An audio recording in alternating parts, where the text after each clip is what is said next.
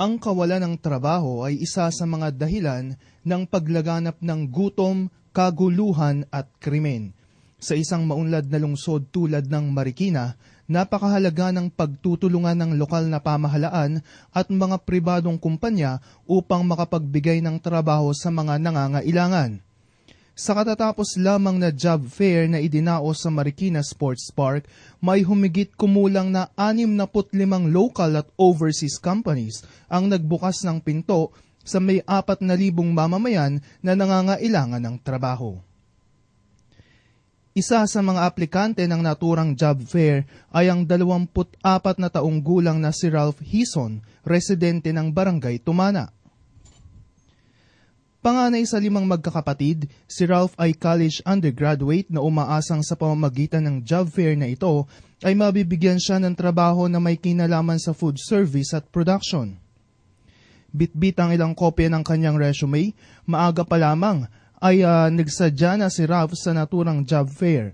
Siya ay matyagang pumila at sumailalim sa wastong prosesong itinalaga ng Public Employment Service Office. Kasi itong job fair na ito, makakatulong sa mga talagang naghahanap ng trabaho. Hindi na talaga kailangan na talagang maghanap sa mga kanya. Dito na mismo, malapit ng job fair.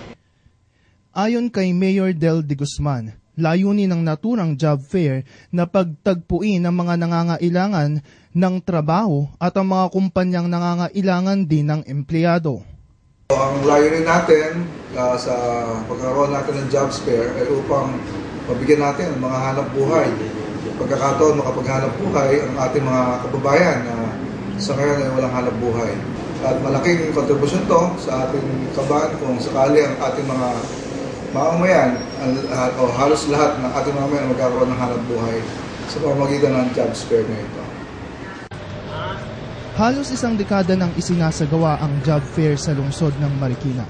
Sa mga pambihirang pagkakataong ito, nasisilayan ng mga residente ang pag-asang mabibigyan sila ng ikabubuhay. Isang pag-asang magdudulot ng inaasam na ginhawa sa kanila at sa kanilang mga mahal sa buhay.